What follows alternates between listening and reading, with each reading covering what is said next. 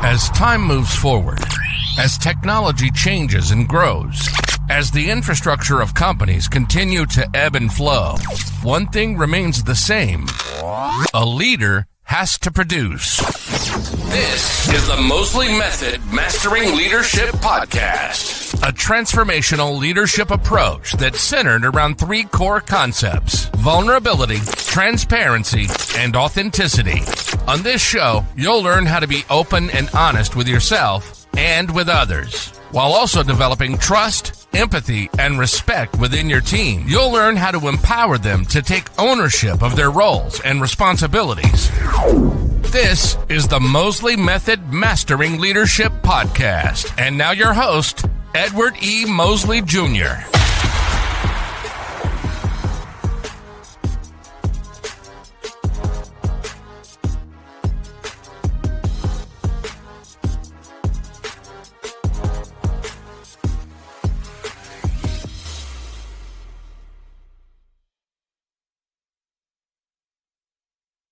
Welcome, everybody, again to another Mosley Method Mastering Leadership Podcast episode. And we have a great one today.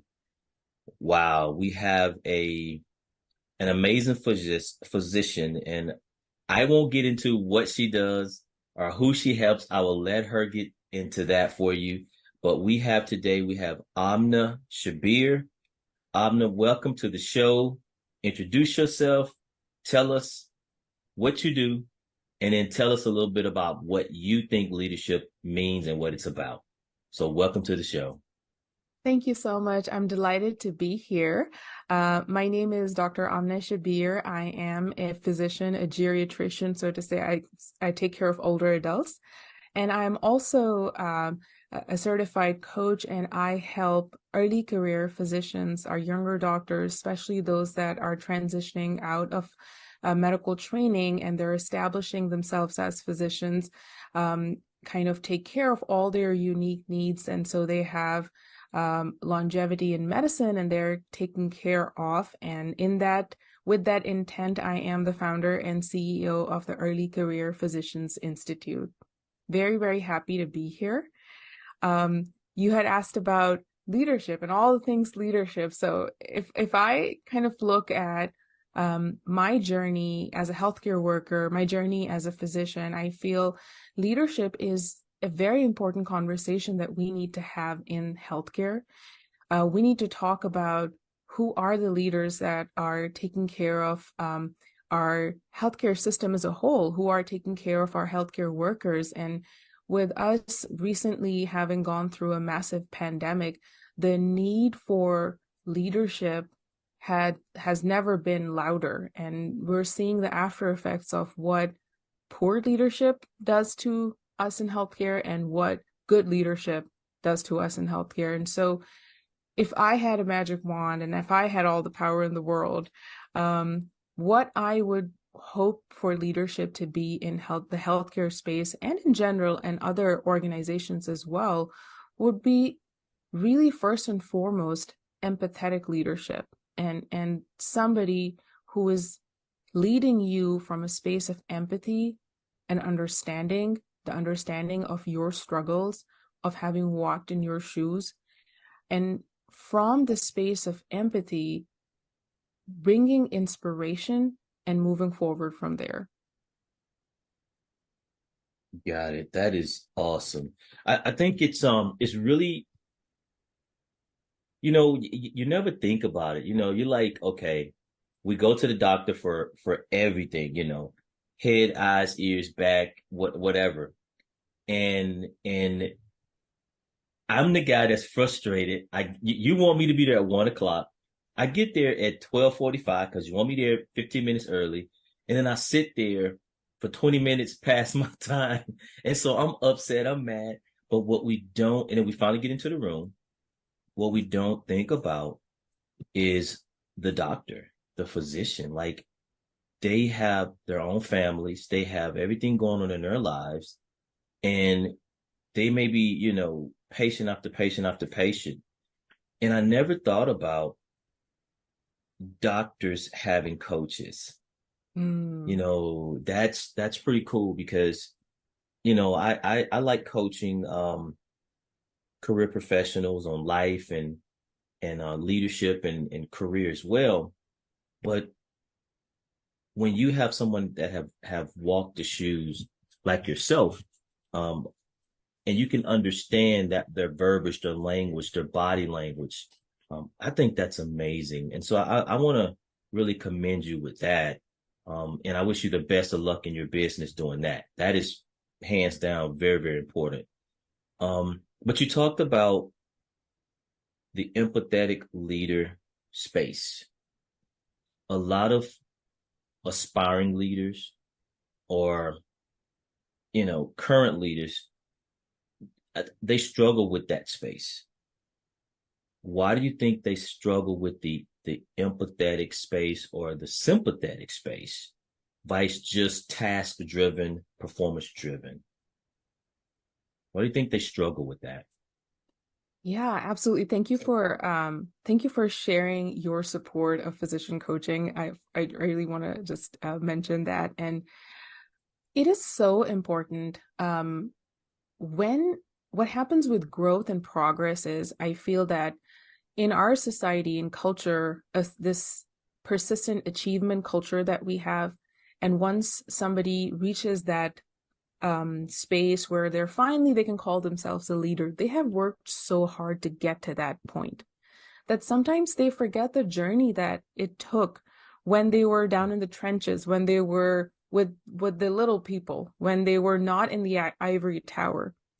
Sometimes they get so focused on just the production model of things and what the outcome will be, what metrics are going to be there to support and applaud their achievement, that it's sometimes very easy to forget all the things that had to happen for them to get to that point and who the people were when they were in the trenches and when they were going through the struggles. And so it's almost like the new pressures that they find, and I'm not saying, of course, with leadership comes tremendous pressure to perform. So when they reach that phase, sometimes it's almost like they have to intentionally block out what empathy and what the struggles were so that they can focus so much on the performance and the output. Whereas in that specific action is where the downfall happens, when you disconnect yourself from the needs of the people that you're trying to serve. As a leader, you're also serving the people that you're leading. And you just put yourself in a very outcome focused space, which is how your progress as a leader is going to be assessed, is going to be with those outcomes. So when you disconnect yourself so much from your why of why you got to that space where you are at and who are the people that you're serving, that is where I feel most of the problems are then starting to happen. That's a very interesting point. And I think that goes across all types of spectrums, corporate America, federal, you name it. And I think that's very consistent with what I'm hearing is, did you detach? Have you disconnected, forgotten how you came up on your journey? Because I think what we try to do as entrepreneurs, especially when we try to scale and in mass produce, when we try to scale up, we figured, okay, I've made 100K, or I've made, I have 1,000 clients. I want 2,000, or I want 300K or 500K. We're so driven on that reduplicating that model, till we forget that it took us 10 years to get there, So I think that's very interesting. I was listening to something the other day that talked about it was something like slow is perfect or something. But what the guy was saying was that the slower we go, the more value we add and the more successful we become when it comes to entrepreneurship or leadership. The faster we go, we miss things. So what would you say to that aspiring leader or those as you call them, early career physicians, what would you say to them as far as building their leadership style? What would you say to them? The most important thing is to remember and to remember what it feels like. When I specifically talk to doctors of any phase, like remember what it felt like when you hadn't slept for 3 days and you were tasked with taking care of lives, and just don't forget that. Don't forget when your clinic had 26, 28, 30 patients or more. Don't forget what it was like to do the work on ground. And remembering is so important, because when you are going to work towards that leadership position, which all and everyone, there's a leader in all of us, whether we acknowledge it or not. When we're progressing in our career and we're moving towards the next amazing step, whatever that will be for us, it's very important to remember where we started, how we felt even when we were training. And as somebody in healthcare, as clinicians and doctors, it's really important to remember what that felt like. And when I say remember, I truly mean it in the deepest terms, holistically. What did you physically feel like? What did you emotionally feel like when you were working on ground? And then when you remember all of this is how you can inspire others to create change. When you remember, you also acknowledge. When you acknowledge, you share vulnerability. And it's not just when you remember, you maintain connection. And by maintaining connection, you can also be honest, so that the leadership roles and positions that you find yourself in, sometimes it's really hard because then you almost feel like you have to project a certain kind of image.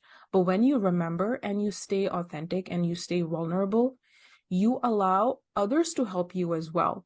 Just because you're a leader, we have to remember our leaders need so much help. And by creating that connection and remembering and staying vulnerable, you are then able to share your struggles. You're then able to share mistakes that you might have made in the past. And what that does is it inspires the people around you. And then everyone as a collective is rooting for your success. Yeah. So I was sitting here thinking, do you remember, you may not remember this movie, but it was a show series. It was called House. Do you Yes. remember House? So he was this real, he was a genius, but he was kind of arrogant, kind of, didn't have tact. But I think he eventually started to show his vulnerability, in that. And so I do really believe that, I love those three words. I use them, that those are my core principles, which is authenticity, transparency, and vulnerability. And I think those are some key characteristics that, when we become so task oriented and results oriented, I'm a retired Marine. And one of the things that I have just learned to do is just, I used to tell people I cried on the inside. So I didn't show my emotions. I thought things in my head, but when it came to doing the job, it was it. That was it, And until I really learned that my pace of play, my pace of performance is not the same pace of my employees or my peers or anybody. It's my pace. So I had to learn how to manage that expectation. And that was one of the things I learned early in leadership, was allow enough buffer for your employees, those natural things that happen in life, and also for your own mental days. I call them mental days that you need personally. So what would you advise? What has changed in your leadership style over the years when it comes to, getting to that place of empathy? What is the processes that you have kind of put in place over years to get you to where you are now, to inspire your employees? Yeah, absolutely. So I think for me, it's always been colleagues and lifting colleagues up as a collective.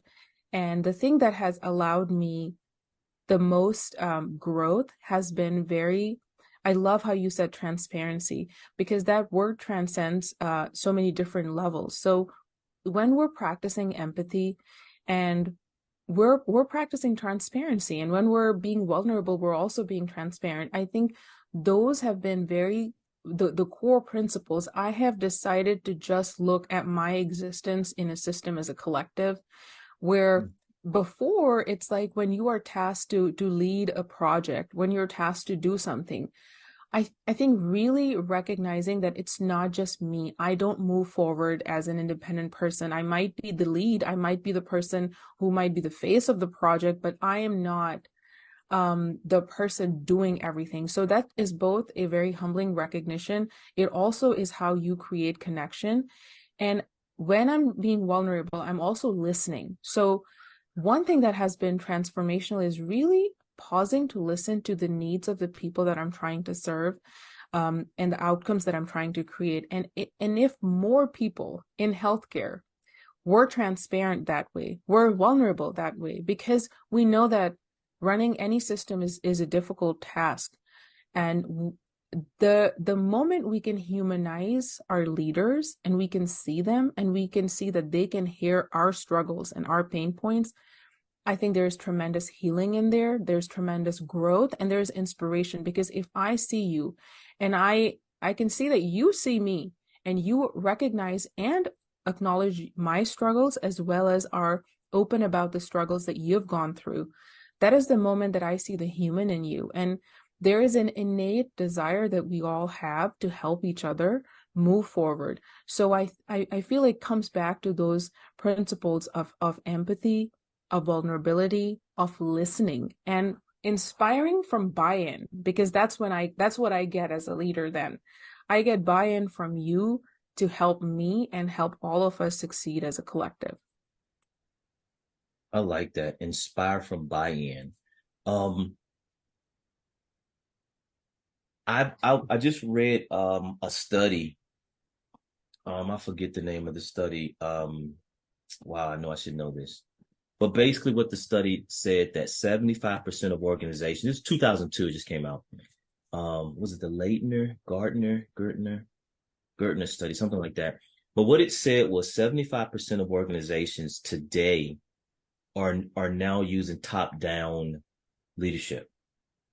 I find that very contradicting, when we know that with top-down leadership, organizations have high turnover rates, low employee engagement, an increased amount of complaints, low customer service satisfaction.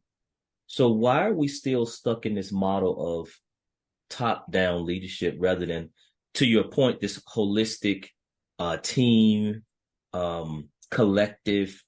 Why are we going back? Now, we were there pre-COVID, and what I saw during COVID, some organizations, some senior leaders that were really struggling with not having employees in the office. So now we're somewhat post-COVID, and now we're trying to revert back to that pre-COVID model. Why did we shift? Why are we shifting back to this top-down rather than bottom-up or lateral and left-right? Why are we doing that? I think habits are so hard to change, and we need to recognize that we're falling back into old patterns because we're so used to them. And there's comfort in familiarity. Okay, like this is how it's always been. It's that age-old narrative where we're constantly just saying, you know what, this is how it's always been. Well, how it's always been really did not serve us. So instead of using it, and the organizations, healthcare networks, companies that have taken this moment as an opportunity for deep reflection and they have moved things around are successful. They will be successful, and their employees will be happy. It's not all bad. There are places that are actively working towards that. But the moment you start going back into old habits and patterns, we're going to keep running into the same problems. For example, I'll share. 43%, this was a recent study that came out this year, 43% of physicians now regret their career choice. Like if given the option again, they would not be a physician. Now, when you have stats like that, and then you have statistics that are terrible in terms of the rates of physician suicide and the extreme measures where working in places such as this is now actually life-threatening for you. And then we're not challenging the status quo. We're not asking ourselves why do we keep doing this? And we're expecting different results. So I think in those moments, it's so important for employees, for members of an organization to feel seen and heard and feel safe at work, so that really that's where all the leadership steps in, and places and spaces that have toxic leadership. And when we talk about healthcare, also have the highest rates of turnover for healthcare workers, for physicians. So I think that employee happiness and satisfaction and buy-in should be the front center, and employee retention, and for lack of a better word over here, I'll say physician retention, needs to be a core metric when it comes to assessing leadership in organizations such as healthcare organizations. All right, Amna. Now you just said a whole lot there. We could talk about this. I definitely want to get you back because we got to go back there. You talked about the 43% of physicians would have not taken the career path they took. When I look at burnout numbers, and then when you start to add those, when you add the physician career field in there, how do you even operate in a healthy, giving way to a person that's even sick, And I started something in 2022, but definitely 23. What I joke about it with my wife. I say, hey, I'm taking a mental day. I just need a mental moment. And it's like one of those, it's just an opportunity for me just to not do anything. It's not that I don't want to be around people or anything. I just need to quieten my mind, and just back up and just look at the flowers or look at the nature or something. When you start to talk about low success, performance rate, and employee engagement, see, I'm a workforce development guy. That is my world. Organizational change, performance management, doing gap analysis. That's I get excited when we talk about stuff like that. And what irritates me the most is organizations and leaders. They see the numbers, but they don't care.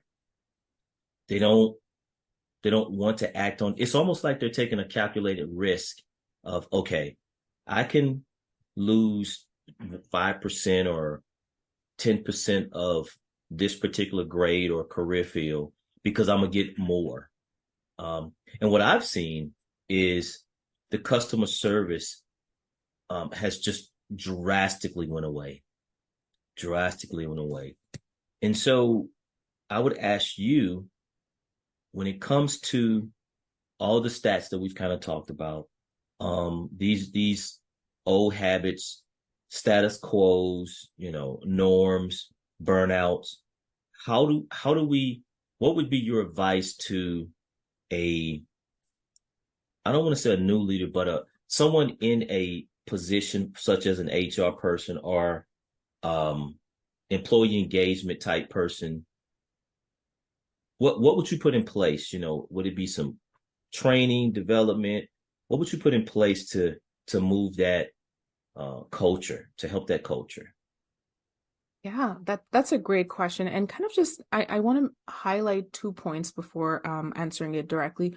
One is that statistic that I shared earlier about 43% of physicians regretting their career choice.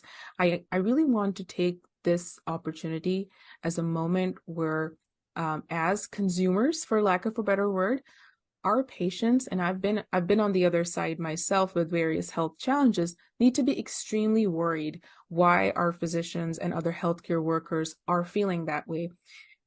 You are the person on the other side who is getting the care that you need and deserve from physicians and other healthcare workers that are extremely burnt out and working in systems extremely disengaged, disillusioned, and feeling powerless.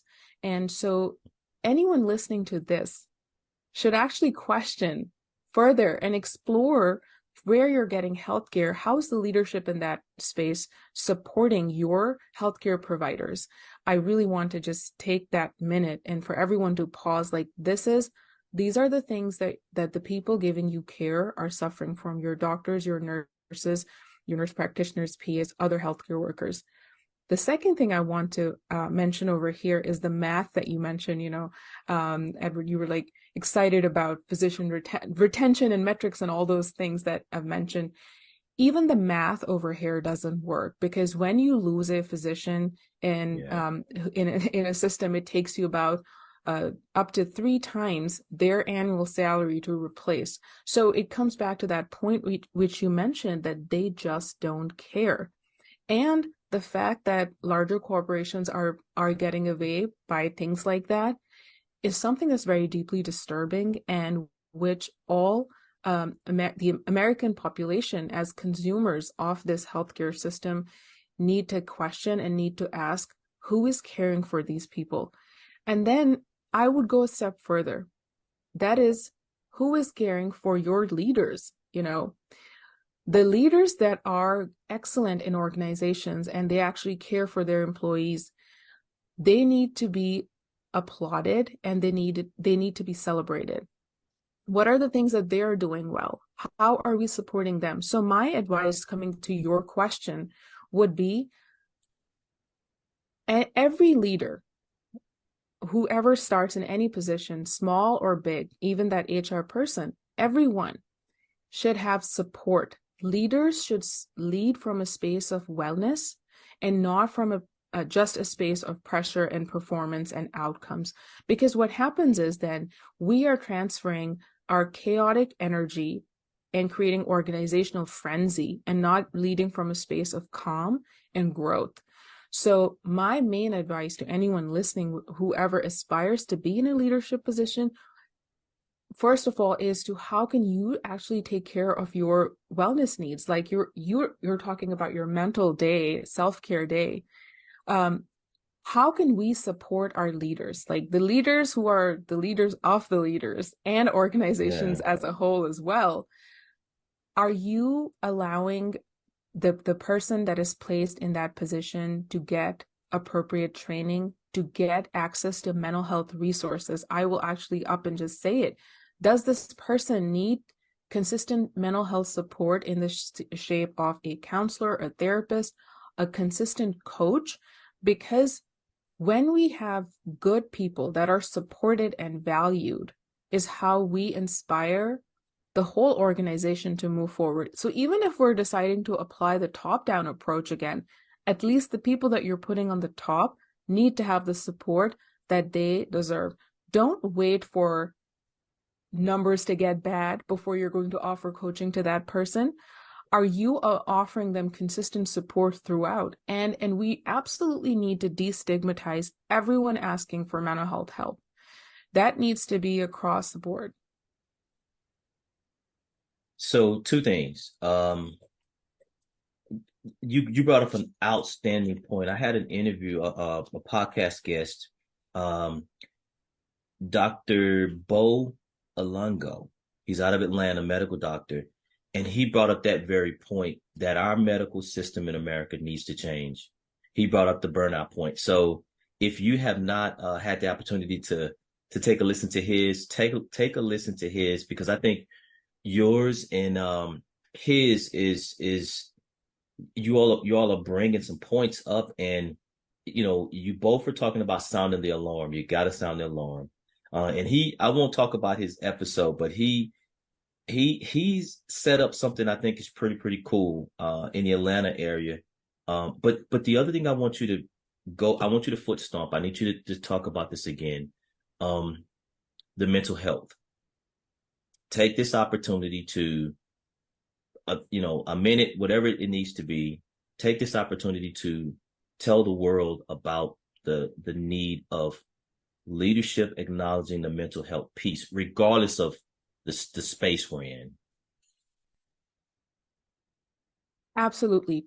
If I could shout from the rooftops over and over again, I would. And I think metaphorically, I have been doing that this year. It is to ask for help.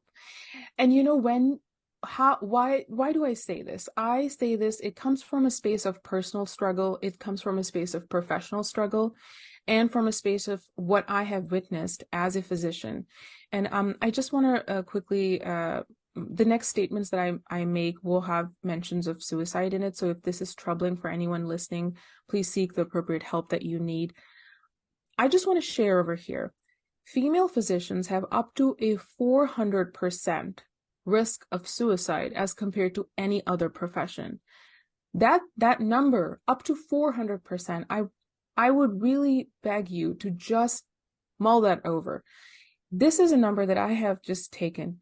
There is very high, there's high risk for suicide among various physicians and healthcare workers, and physician suicide is actually an epidemic. So for anyone who this is new to, please educate yourself, find out more about how your healthcare workers and people caring for you, your doctors, they're suffering. And on the same end, why are they suffering? And then the third question is, why are we not shouting and asking and celebrating more people seeking help? So if there is a way that I can normalize seeking help, I'm going to go ahead and do that. My personal story, very briefly in one line, is I really struggled after having my daughters, and I struggled from postpartum depression. And I was a physician at that time. The whole world wouldn't know what I was going through personally, because for me, it was such a barrier. Asking for help felt like a failure. When you're a leader, you're a high achiever, you are asking for help, it becomes even worse, like almost that it's deterred. Like, you asking for help is a sign of weakness. And I think it's the opposite way. The moment I asked for help, I actually started medications for that time period. And I never shared this. I'm sharing this after almost 5 years have gone by. Wow. And this is the year that I am sharing. And the moment I shared, so many people reached out to me. And they said, me too. And thank you, because now it feels okay. It feels okay that you struggled and you got help. It's okay because I see myself in you. I did not even share this with my parents, and I published an article and I sent them that article. And this is how I broke the news to my parents, because I felt that they were going to feel like a failure. But my father, and I stood by his side when he read the article, and he just turned and he said, "Good job." Those were his words. And I said, "Oh, I was not expecting that." He said, "I'm glad that you got the help that you needed, and now you're sharing so that if anybody else is struggling, they can get the help that they need." The point of this entire of these numbers and my personal story is, if we make it easier for other people to see what it looks like to seek help for mental health issues, it can be life-saving, and it can make it just that easy for the other person to maybe pick up the phone and call their friend, maybe call their doctor and talk about their struggles. And I think that just that act of sharing our stories can be incredibly powerful. Mental health access is very, we know that it's poor in the country, and we know that it needs to be better. And if anyone listening can embody asking help for another human, it can be so huge. And especially when we talk about leadership, if you're having leaders that are struggling, imagine the impact that is having around an entire organization in the circles that they're in. And if you are in an organization in which the culture is the opposite way, where asking for help is not just, it's deterred, but it's also looked down upon, you have a really good conversation with yourself for continuing there. And are there people that you can connect and collaborate with to change that culture, because it is so, so important. Amna, all I can say is wow. Um, I first want to thank you for going to a vulnerable space, being authentic and very transparent. Because again, those are my core principles of how great leaders become great. Having experienced a mental crisis myself, I completely understand going through it in silence. I completely understand walking through every day as a father, still trying to work, still trying to be the provider. So I completely understand that space. And for me, it was going from broken to healed. And, for me, it was when my previous wife passed away. And so as a man, I walked around Marine, hard Marine, and I stated earlier, we cried on the inside. So I definitely can understand that whole process of struggling in silence and hurting in silence, having to have the facade on as being strong, but hurting on the inside, and the stigma of it. And during that time, I'm gonna tell you a real story, a piece of a story. During that exact time, I was terminated from my job. Wow. I was fired from my job. Once I got back to work, I was fired from my job. And what this chief of staff told me was that the task that I was assigned to, failed through and didn't happen while I was on leave. But the time I was on leave, I was taking care of my family after my wife and my mother-in-law had passed away. So no sympathy, no empathy, no. And this was the chief of staff of the organization, and I was terminated.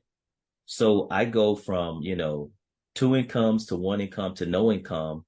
And I had to go through this 6 months of, no income. I had to file an EEO complaint. I had to go through that entire process just to get everything resolved and back to work. So just imagine the mental state that I was in, but imagine what that did to me, or the perception it gave me of leaders. And ironically, that person was one of the reasons why I started this podcast, because there are employees and people and just, that are hurting in silence at work because of the toxic environment that current leaders have in place, and senior level leaders are not doing anything about it. That is 100% one of the reasons why I started this podcast, to give people the opportunity and the platform to discuss what is going on behind these closed doors and at these tables. I thank you. I thank you for taking the time to come on to the podcast. I cannot wait for this episode to post. I want to give you a moment to tell our listening audience any last things that you want to say to them. I want to thank you for having me, Edward, and please thank you so much for sharing your story. That is incredibly inspiring. The fact that you were able to take something that was so deeply painful and create something so positive from it, and create a space for other individuals to come and share their stories and really generate a lot of healing. I think that's very commendable. So thank you for that. I want to say to anybody listening to this, if you are a physician or a healthcare worker, I want to thank you for what you do. And if you are not a physician or a healthcare worker and you're listening to this, I really would like you to just please pause and investigate further. What are the initiatives that are in place from senior leadership at the places where you seek healthcare, how is that space caring for its healthcare workers, from nurses, medical assistants, all the way to physicians? How are these people cared for? Because they are caring for you. And for anyone who has had a prolonged exposure and experience to healthcare, and they have not been happy, which has been me as well, many times in my life, just have this moment of compassion for the person who's caring for you, and see what is being done for them, and how can you contribute? Can you write a letter? Even your words and even the fact that you're asking means a lot. So please go ahead and do that. Thank you.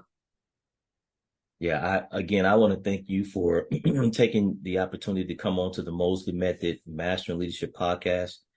Again, where we just talk all things leadership. And for the listening audience, I know they're going to be speechless when they hear you speak. So I cannot wait for this to air. Again, we want to thank our listening audience for joining us today in another episode of the Mosley Method Mastering Leadership podcast. And we'll see you next time.